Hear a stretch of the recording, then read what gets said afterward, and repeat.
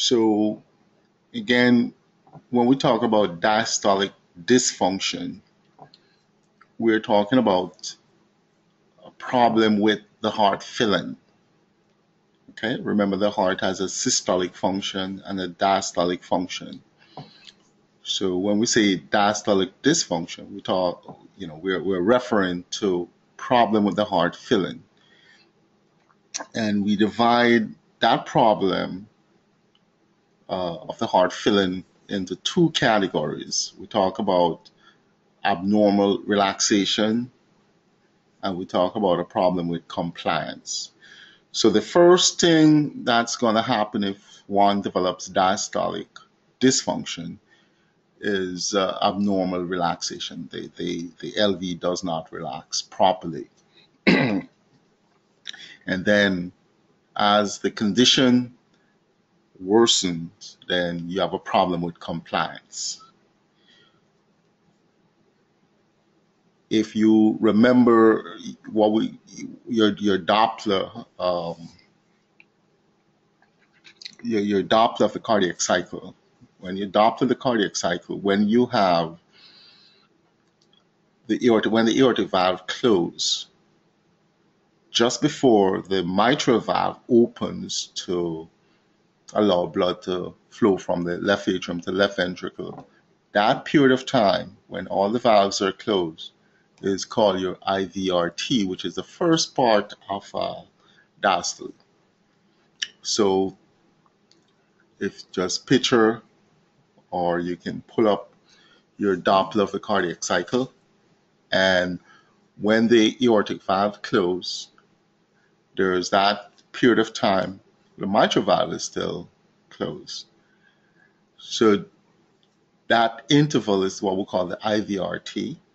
Then the mitral valve opens and you have suction of blood from the left atrium into the left ventricle, giving rise to so-called E velocity.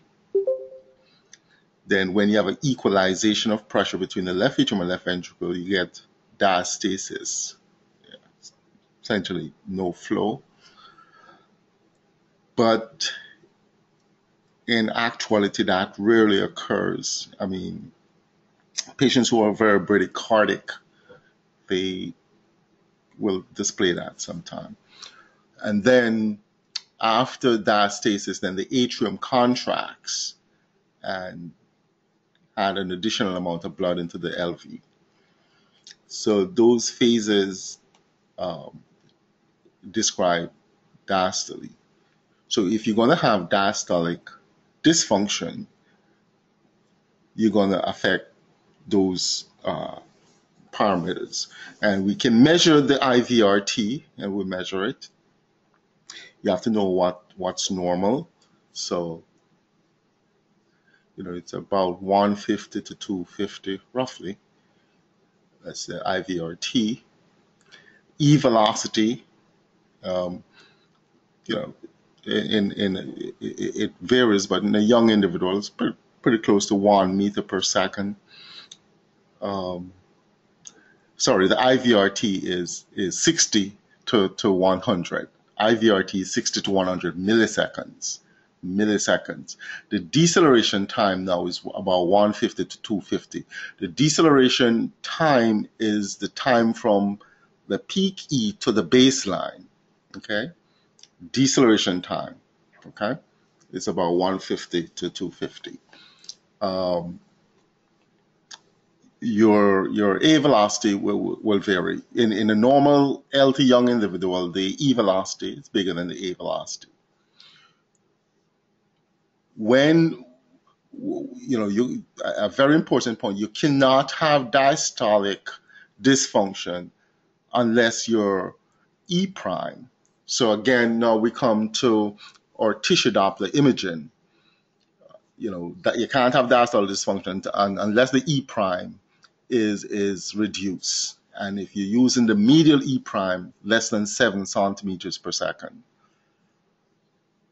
So tissue Doppler imaging is when we look at the velocity of the mitral annulus. So it's the velocity of the mitral annulus, and we can do it either in the medial mitral annulus or the lateral mitral annulus. And we commonly use the medial. So anything less than 7 centimeters per second is abnormal. For the lateral, it's about 10 centimeters, anything less than 10 centimeters per second is abnormal. So you cannot say the patient of diastolic dysfunction if you have a normal E prime. Okay, if you remember your tissue Doppler imaging, it's basically what we're looking at, the velocity of the mitral annulus, how fast the mitral annulus is moving. And you have an S prime where the annulus moves up towards the transducer, and you have two diastolic components, so it moves down. You have the first diastolic component is what we call the E prime, the second is the A prime. Okay, so your basic understanding of tissue Doppler imaging is very important. Okay, you cannot have diastolic dysfunction unless your E prime is reduced. Okay, so in order to, all right, so the E prime has to be reduced because diastolic dysfunction is telling you that you have muscle disease. You have disease of the muscle, and your E prime is one of the first thing that's going to go when you have muscle disease. Okay, so you cannot have diastolic dysfunction unless the E prime is reduced. Another important point is once a patient has reduced systolic function, once the ejection fraction is reduced, patient also have diastolic dysfunction. Once the ejection fraction is reduced, patient also is going to have diastolic dysfunction. All right, so as your diastolic dysfunction gets worse, the left atrial pressure gets higher and higher and higher. Okay? We can assess left atrial pressure. We can use its surrogate. Okay? Unless you have some means of measuring left atrial pressure directly, you can use the surrogates. And the surrogates that you're going to use is the left atrial volume. And in particular, you're going to use the left atrial volume index. A left atrial volume index more than 34 mLs per meter square is significant. Okay, so that is one of the cutoff values that you need to know. So it's an indication of elevated left atrial pressure. Left atrial volume index greater than 34 mLs per meter squared. Also your E prime, EE prime, and we're talking about the medial. EE prime greater than 15 is also an indication of elevated left atrial pressure. And elevated TR velocity. So TR velocity greater than 2.8 meters per second also indicate that you have elevated left atrial pressure.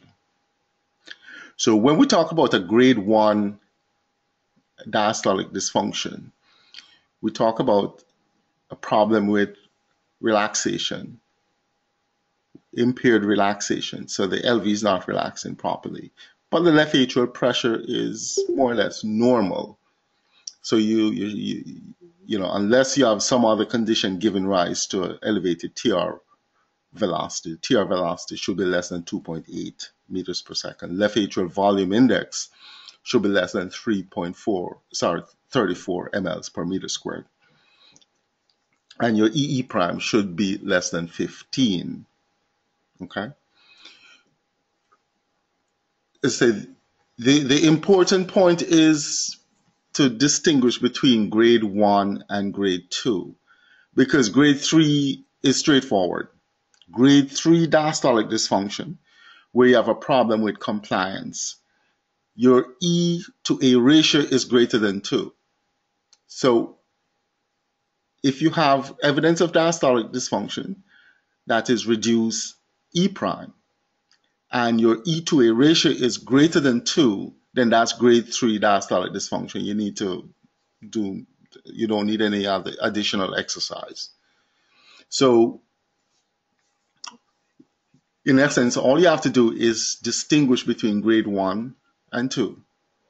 And the difference between grade 1 and 2 is the elevated left atrial pressure, which is indicated by elevated left atrial volume, more than 34 mLs per meter square, elevated TR velocity, greater than 2.8 meters per second, and your E prime ratio, greater than 15. And you should get at least 2 of those 3, or preferable 3 of 3. And as we pointed out a few days ago, you cannot use your mitral inflow in some conditions. And you cannot use your tissue Doppler imaging in certain conditions as well. So you have to know those conditions where you shouldn't use your mitral inflow or your tissue Doppler imaging. So I think if you keep it simple, then you'll be able to get your diastolic dysfunction in most of the cases. All right, so let us look at let's just look at a few. All right.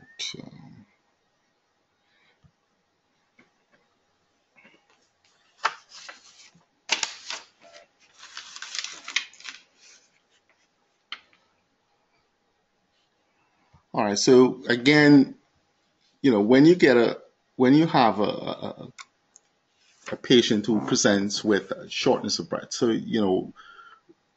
or your grade 1 patient may not have any symptoms.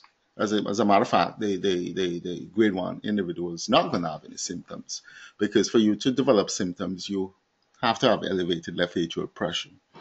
So your grade 1 patient may have some underlying cardiovascular disease. They may be hypertensive, diabetic, might be a little bit older, and they were sent for an echo, and you just do your usual evaluation. So you go through your routine. You always start with your parasternal lung, or you might want to do a M mode. So you look at what's going on, and you have to do some measurements. So you do your measurements. So okay.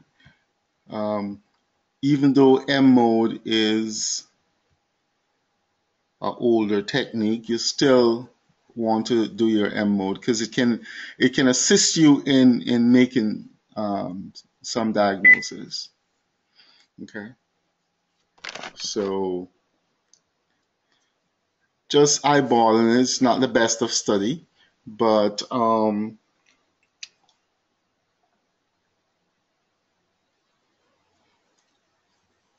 the LV looks up, the septum looks a little bit thickened. The posterior wall is also a little bit thickened.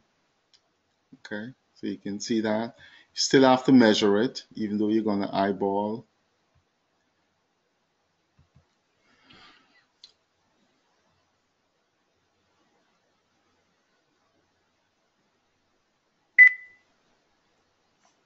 So this left atrium in a linear measurement is a little enlarged. The upper limit for linear measurement is 4 centimeters. You have to do left atrial volume index. Remember how to do left atrial volume, and then you use the height and weight. Use your nomogram to get the body surface area. Then you divide the left atrial volume by the body surface area, you get left atrial volume index.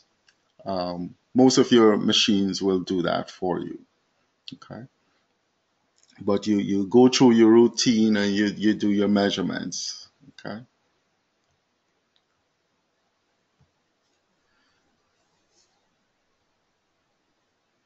So again, the septum and the posterior wall is a little bit thick, and left atrial volume is a little. Um, so remember, if you have any significant mitral valvular pathology, that can also give you elevated left atrial volume. So you have to take that into consideration.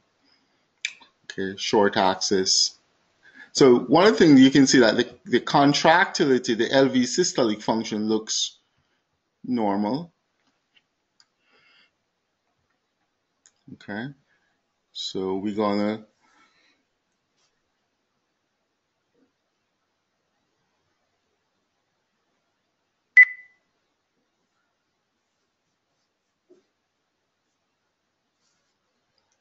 so you know the supposed to the pulmonary vein flow. Sometimes it's difficult. Okay, sometimes it's difficult to get the pulmonary vein flow. Okay, right here it's difficult. So you know you don't want to guess. Okay, you don't want to guess. Very important point when you're doing echo. You don't guess anything. If it's not done accurately, you just eliminate it in your interpretation. So we're doing the medial mitral annulus.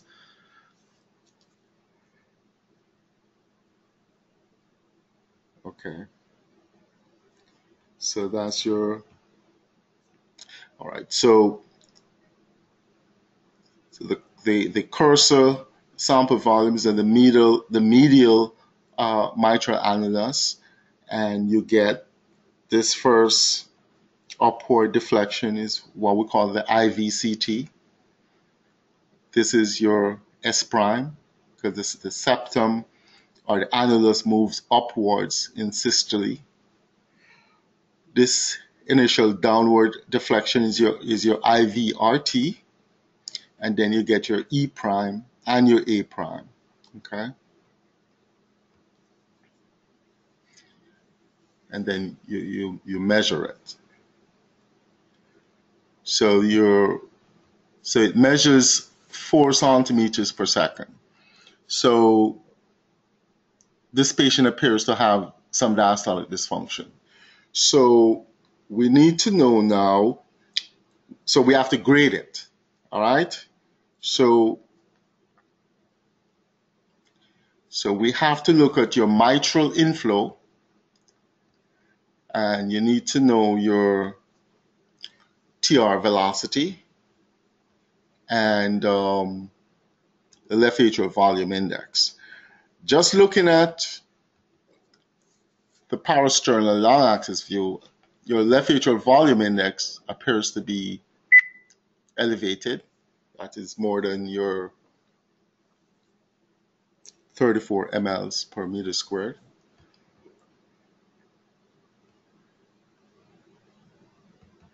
So the patient does have diastolic dysfunction. We have to grade it. What grade is it? All right. So you're going to look at your mitral inflow. What they're doing is taking the transducer, moving it from the apex to the base to see if there's any intracavitary obstruction. It's important to do that. You look at your left ventricular outflow tract. Okay.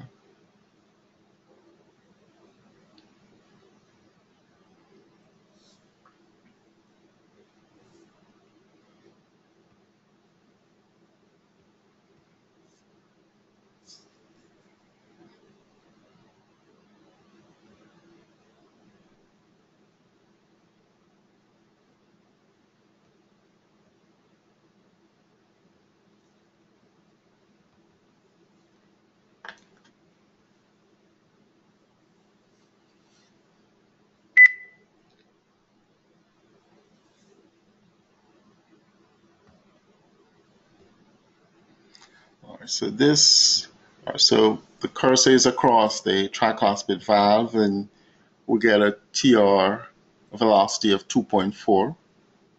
So TR velocity 2.4.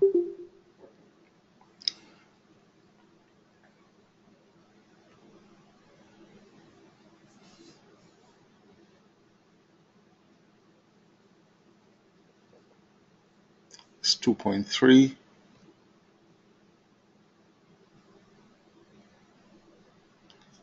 So remember, the magic number you're looking for is 2.8. Okay? 2.8.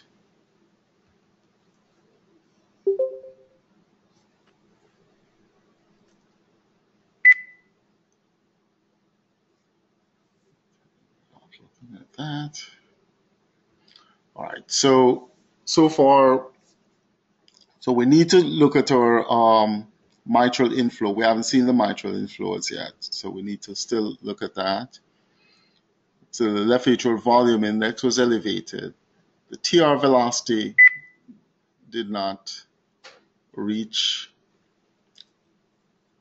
our threshold of 2.8. All right, so we have to go back.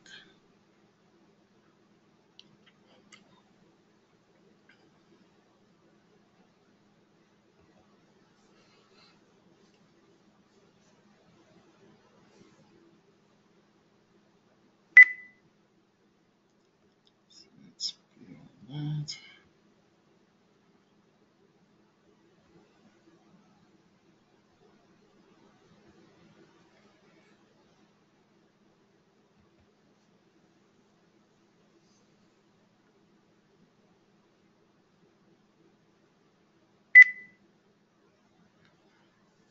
Again, the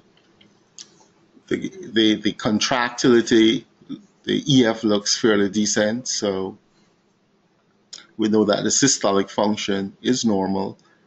The E prime was 4 centimeters per second. The left atrial volume index was elevated. The TR velocity, however, was the maximum was 2.4.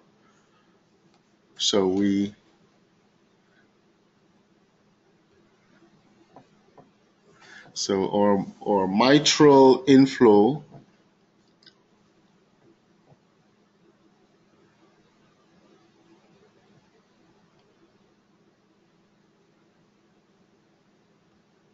okay, so the cursor is across the mitral valve, sample volumes at the tip of the mitral leaflet, and you can see your E velocity is smaller than the A velocity.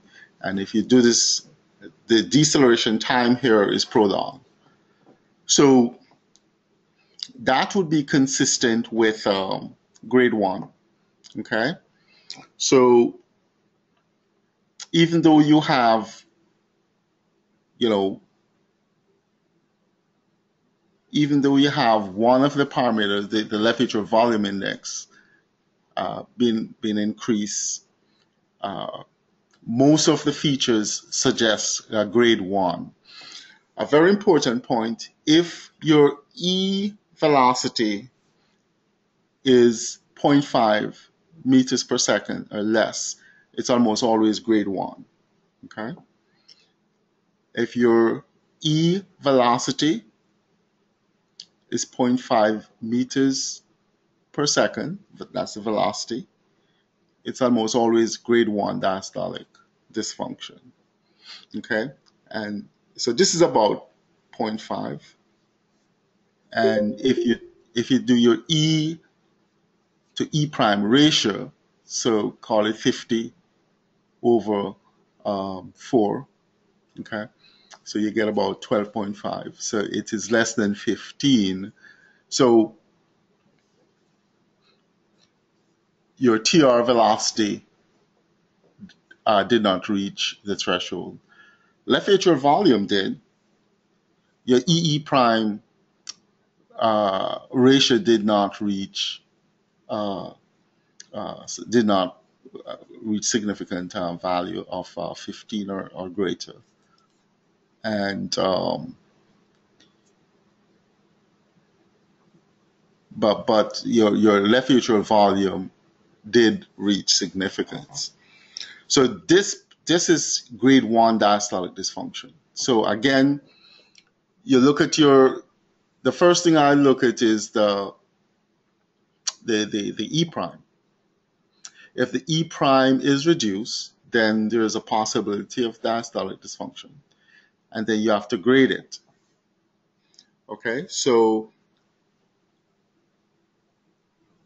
for grade 3, your E to A ratio is going to be greater than 2, so you eliminate that. So all you have to do is distinguish between grade 1 and grade 2. This would have been easy because if your E velocity is 0.5 meters per second or less, it's grade 1. But anyway, you still go through the exercise. You look at your E prime ratio, you look at your TR velocity, and you look at your left atrial volume index. You have to know the cutoff values for those. So this is a grade 1. So this is impaired relaxation, grade 1 diastolic dysfunction. All right, let's look at another case. All right, so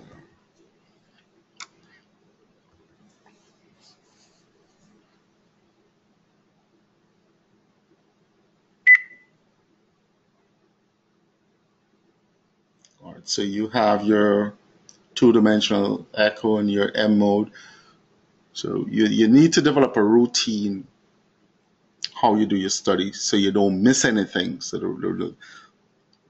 the importance of having a routine is so you don't miss anything, because the worst thing to do is you're trying to make an assessment and you miss an important assessment. You have to bring the patient back. So this is your M mode. You can see that your septum and your posterior wall is almost parallel.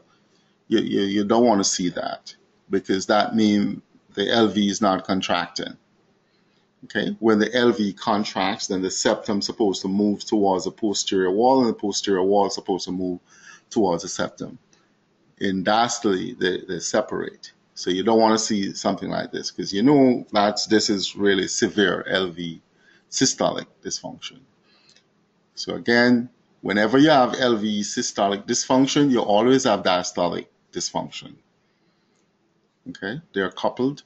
Okay, whenever you have LV systolic dysfunction, you always have diastolic dysfunction. So you go through your regular assessment.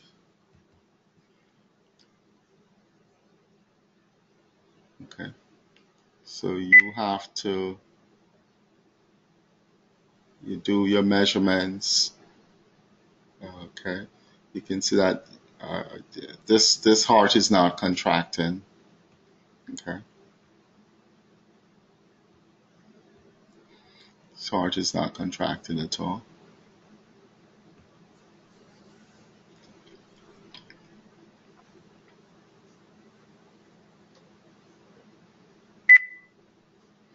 Okay, so you're not assessing for diastolic dysfunction. What you're doing is you're assessing the grade of diastolic dysfunction. Okay? You already know that this patient have diastolic dysfunction.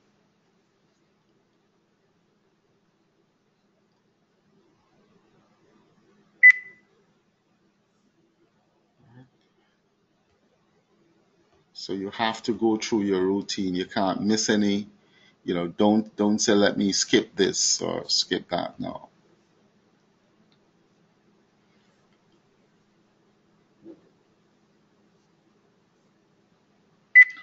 So from that measurement, the left atrial volume index is elevated. Okay, it's greater than 34 mLs per meter squared. This is your RV inflow view, and a very good view to get your TR velocity. So you're going to measure your TR velocity.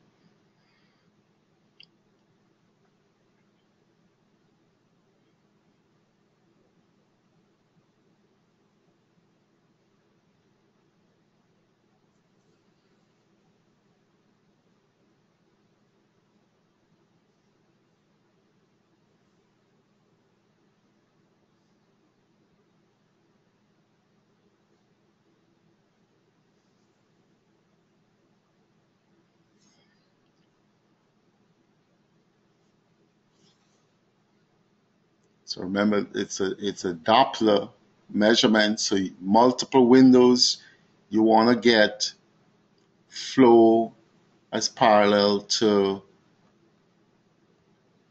the ultrasound beam as possible. Okay.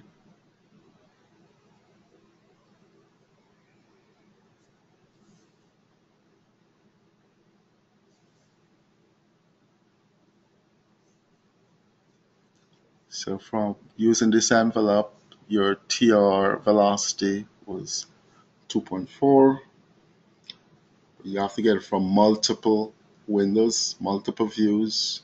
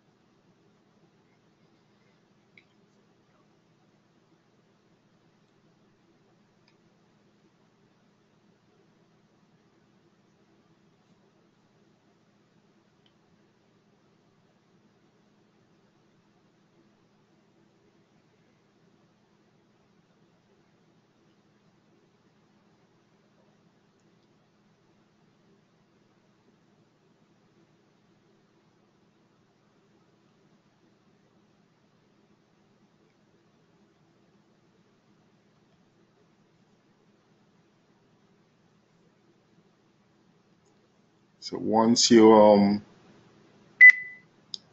develop your routine, the study,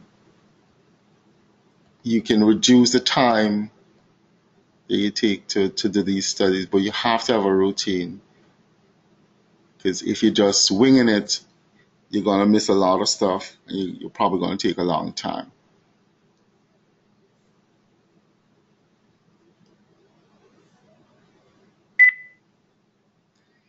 Now you can see that the ejection fraction is pretty low. Okay.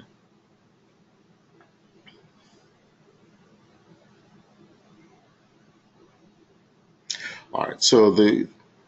So we have our mitral inflow, and the E is bigger than the A. So it could be normal if all you were seeing was just your mitral inflow. It could be normal. But what you have seen so far, this is pseudo-normal. This is not normal.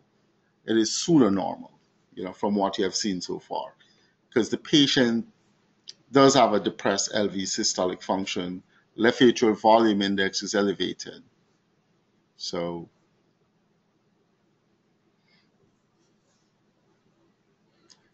you measure your E velocity, measure A velocity, do your deceleration time.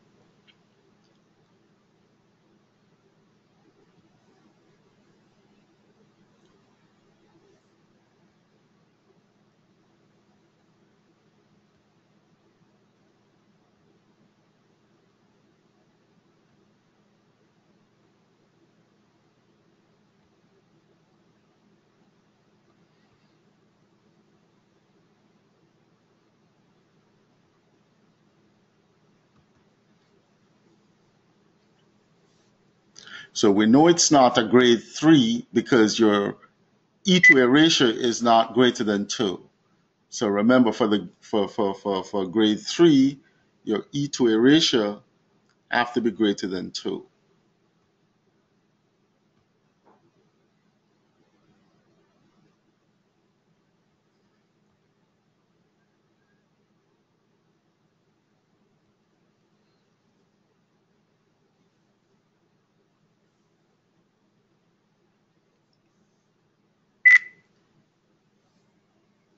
All right, so that's your pulmonary vein flow. But you can see that the systolic component is less than the diastolic component. You can't see the atrial reversal very well, but that's your pulmonary vein flow. Then you do your tissue Doppler imaging. medial annulus, and you can, okay, so you can see you have, this is your, the first is your IVCT, then you have your S prime, then you have your IVRT, then you have your E prime, E prime.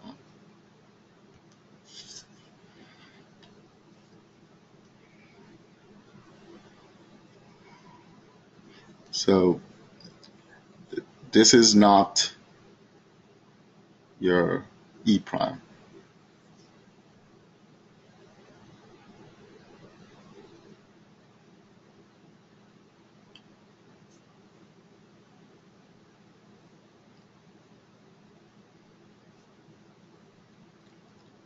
Okay, so it's the second one that's your E prime, not this second one. So which is still about, it's about the same velocity. It's about 3. So remember, this is your IVRT, second one is your E prime. So, or E prime is reduced, left atrial volume index is increased.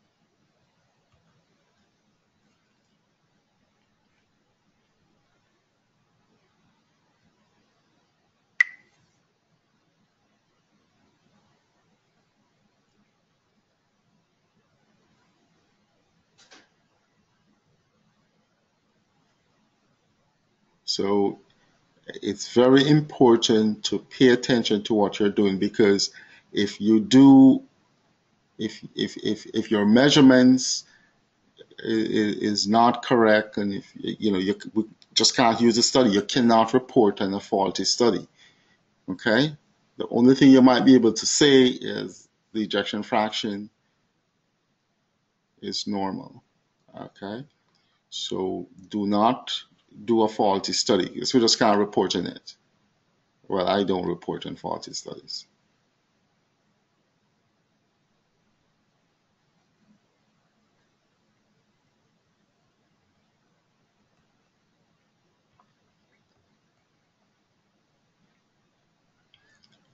So we in one of the views, the TR velocity was greater than 2.8. So we had, we're not going to try and find that view, but one of the views, the TR velocity is more than 2.8. So we have an elevated left atrial volume index. We have, or EE prime ratio was greater than 15. And so all, those three parameters put it into the grade 2 diastolic dysfunction range. Yeah, and of course, you had the pseudo normal, which made the case. So this patient had elevated left atrial pressure and more than likely was having shortness of breath. Okay, so your E prime was reduced, the EE prime ratio was elevated, left atrial volume index was elevated, and your TR velocity was more than 2.8. And if you look at your pulmonary vein flow, you can see the systolic component was reduced. We didn't see a good A reversal, but if we had a good A reversal, you'd have seen an increase in the velocity and the duration. Okay, so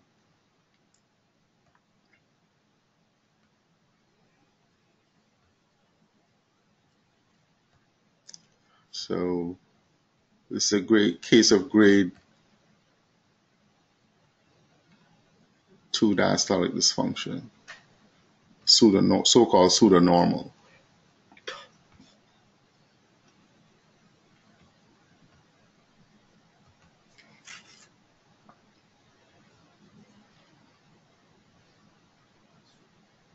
All right, so again, the important things to look at is your E prime, because if your E prime is not reduced, then the patient does not have diastolic dysfunction. Then you can look at your EE prime ratio, left atrial volume index, and TR velocity. Okay, and your E to A ratio is important. Okay, remember if your E velocity is 0.5 meters per second or less, then the left atrial pressure cannot be elevated. So it's a grade 1. All right, so let us look at another one.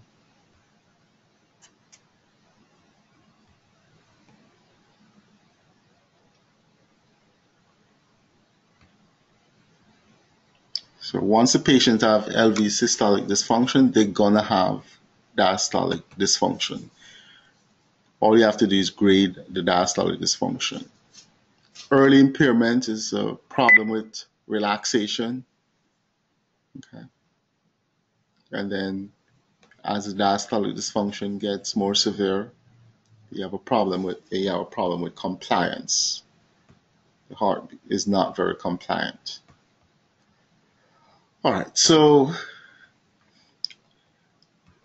just looking at this case, I mean, you go through your routine, parasternal long axis view, do your measurements. So just eyeballing this, the muscle is thickened, left atrium is enlarged, and the contractility appears to be depressed. But you have to go through your routine and prove everything. You know, sometimes your highs deceive you, so you have to go through, do your measurements.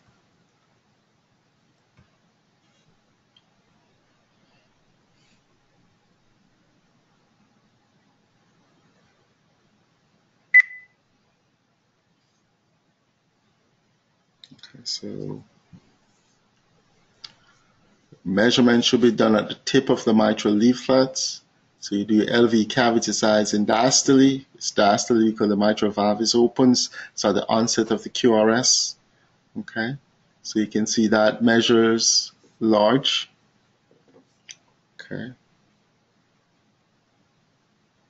You measure your posterior wall. That's thick.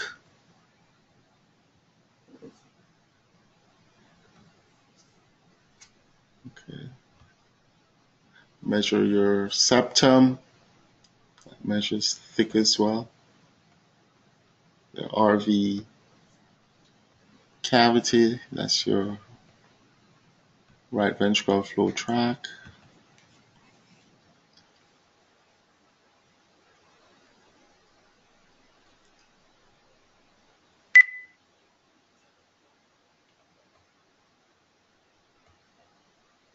Go through your routine measurements.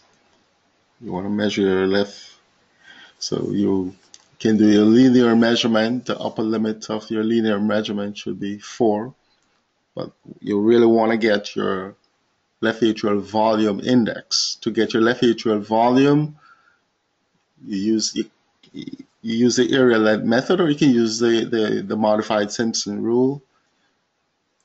With the area length method, you're going to use your 2 and your 4 chamber view. You measure the area of the left atrium and the length of the left atrium in the apical 4 chamber view, apical 2 chamber view. And what you're going to do, the area in the 2 times the area in the 4 divided by the shortest length. And then you're going to multiply that by 0.85, and you get the volume. To get the body surface area, you need the height and the weight, and you use your nomogram to get the body surface area. You divide the volume by the body surface area, you get left atrial volume index. Okay, so this is our RV inflow view. You're going to get your TR velocity here.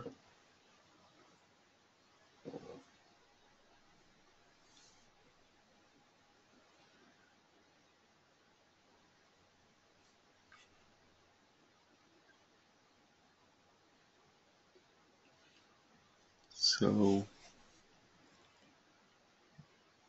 TR velocity,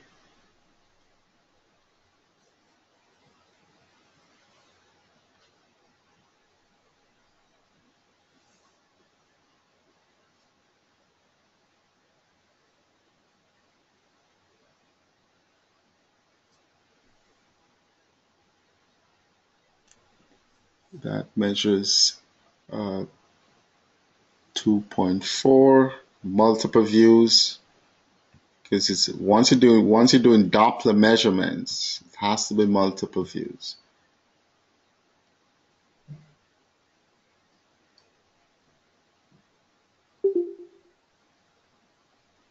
So multiple windows, because if your angle theta is not close to zero, you're going to get reduced velocity and hence reduced gradient. So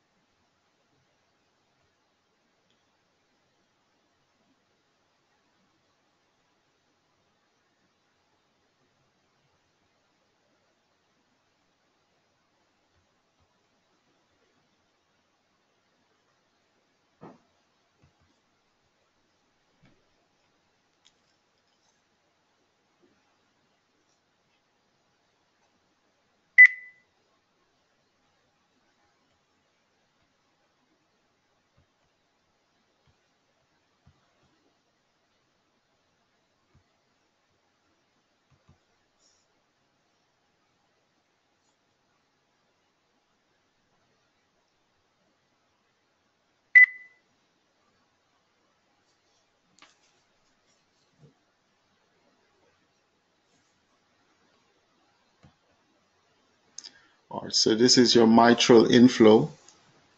So your mitral inflow. So the E is much, much bigger than the A. As a matter of fact, the E to A ratio is greater than 2. The E to A ratio is greater than 2.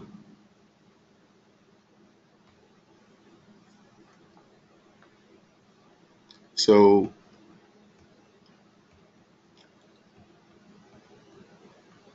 this would be your restrictive physiology grade 3, but we still have to look at our E prime. We haven't seen the E primers yet.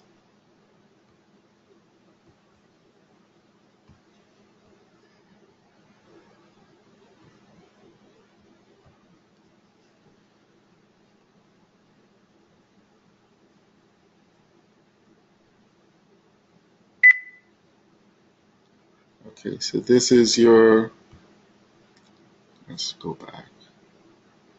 This is your pulmonary vein flow. Okay, pulmonary vein flow, you have, let's just go back there.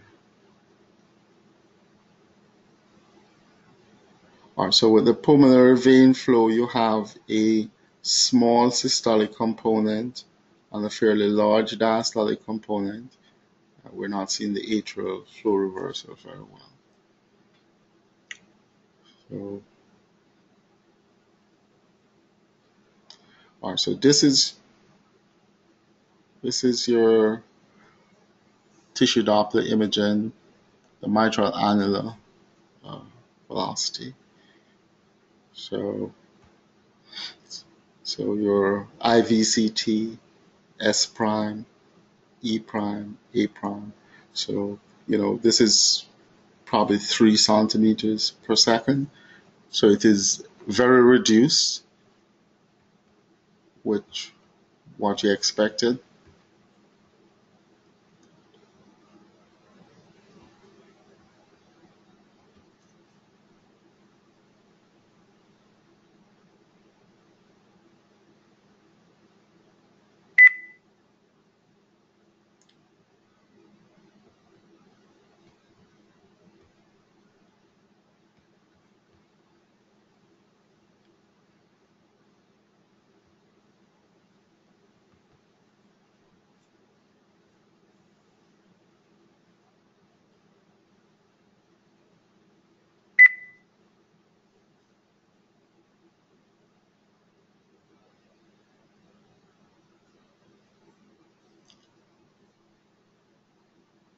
So this is your TR velocity in the apical 4-chamber view. So again, it's a Doppler measurement, multiple windows. Do not use just one window, okay? And when you do your TR velocity from the apical 4, that's truncated a little bit. But even with this truncation, you get 3.2 meters per second. 3.2 meters per second, which is greater than your 2.8 meters per second. So for this patient, we have depressed LV systolic function. We have a reduced E prime in the order of about 3 centimeters per second. The left atrial volume index was greater than 34 mLs per meter squared. The E to the E prime ratio was greater than 15. TR velocity 3.2. And most of all, your E to A ratio was greater than 2. So when you put everything together, this is grade 3 diastolic dysfunction. This is a problem with compliance. This heart is not very compliant. Okay. So we looked at we have seen grade 1, grade 2, and grade 3 diastolic dysfunction. So it's very important to know what's normal, and then when something is abnormal, you'll automatically pick it up. All right. So